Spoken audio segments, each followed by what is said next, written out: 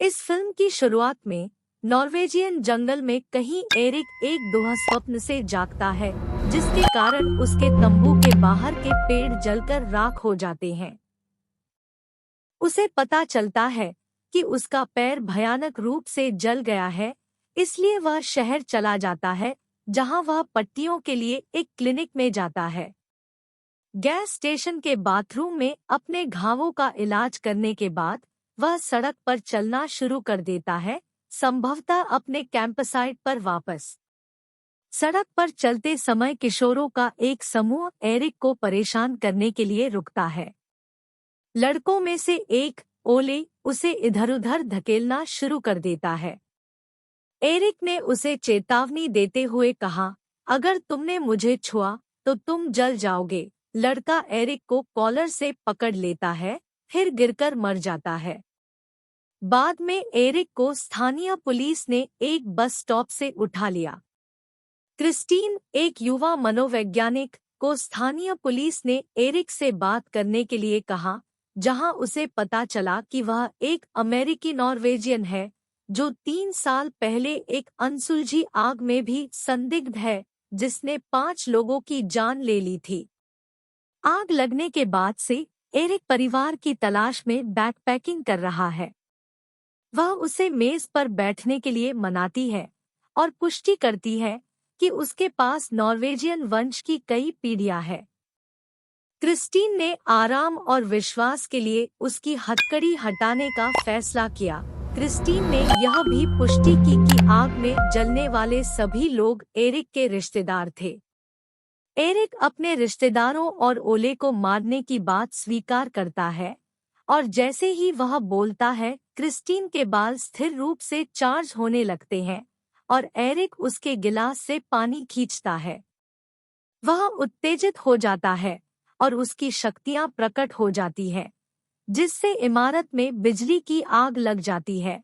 Christine निर्धारित करती है कि उसकी भावनाएं उसकी शक्तियों को नियंत्रित करती है और तुरंत उसे सलाह देती है कि अपनी शक्ति को नियंत्रित करने के लिए कैसे ध्यान केंद्रित किया जाए।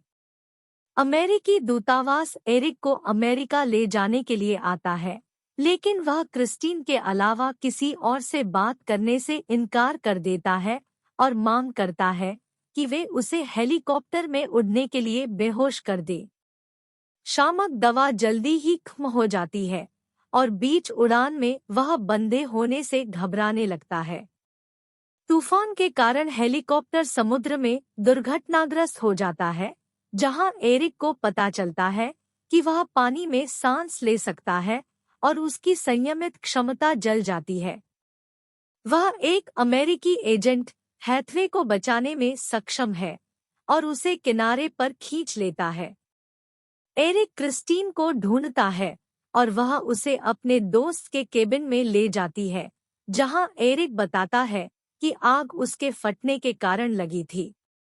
अंततः उसने आराम किया और क्रिस्टीन ने देखा कि उसके चारों ओर पौधे तेजी से बढ़ रहे हैं। अस्पताल में वापस आकर अमेरिकी एजेंट स्थानीय पुलिस से पुष्टि करता है कि वह मौसम को नियंत्रित करता है। क्रिस्टीन ने फैसला किया कि उन्हें खेत की ओर जाना होगा। दुर्घटनाग्रस्त होने के बाद एक ट्रक वाला उन्हें तब तक सवारी देता है जब तक वे हार्डिंजर ब्रिज तक नहीं पहुंच जाते, जहां पुलिस ने एक नाका लगा रखा है। पुल के बीच में एरिक झुक जाता है और क्रिस्टीन को पकड़ लिया जाता है, लेकिन वह बिजली की चपेट में आ जाता है और नियंत्रण खो देता है। क्रिस्टीन एरिक को अपनी भावनाओं को नियंत्रित करने के लिए प्रशिक्षित करती है और एरिक बिजली का उपयोग करके बाड़ बनाता है जब तक कि वह गिर न जाए और तूफान कम न हो जाए। शेरिफ उनकी सहायता के लिए आता है और उन दोनों को अस्पताल ले जाता है। रेडियो पर समूह सुनता है कि सोशल मीडिया रहा है कि वह नॉर्स देवता थोर है। अस्पताल में एरिक की शक्तियों के कारण उपकरण में खराबी आ जाती है और एक लड़के को कार्डियक अरेस्ट हो जाता है। एरिक लड़के को पुनर्जीवित करता है, उसे पूरी तरह से ठीक करता है। रग्नारोक थोर के बच्चों द्वारा एक फार्म बनाने के बाद शेरिफ बताते हैं कि उनका मानना है कि यह वही फार्म है जहां से एरिक का परिवार आता है। खेत में एरिक को घुटनों के बल ला दिया गया है और वह एक प्रकार की वेजविसिर प्रजाति के ऊपर खड़े होकर हिलने-डुलने में असमर्थ हो गया है। अमेरिकी अधिकारी एरिक को मारने के लिए खेत के चारों ओर सेना तैनात करता है। टीम को खेत के नीचे नॉर्स रनस्टोन और यग्ड्रासिल के चित्रण से भरी एक गुफा मिली। एरिक को बताया गया कि अब उसके लिए गुफा में जाने का समय हो गया है, जहां वह पत्थर के एक बक्से की ओर खिंचा चला जाता है, जिसमें थोर का दस्ताना जर्नग्रेप्र, उसकी बेल्ट मेगिंगजोर्ड और उसका हथौड़ा माजोलनिर है।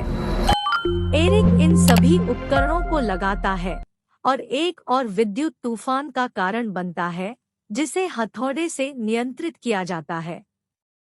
एक बार जब एरिक गुफा से बाहर निकलता है, क्रिस्टीन उसके पास आती है और हैथवे उस पर गोली चलाने का आदेश देता है। एक स्नाइपर गलती से क्रिस्टीन को मार देता है, जिससे उसकी मौत हो जाती है। क्रोधित होकर एरिक हथौड़े का उपयोग करके एक बड़े बिजली के तूफान को बुलाता है, जो क्षेत्र को घेर लेता है, जिससे बड़ी संख्या में लोग हताहत होते हैं।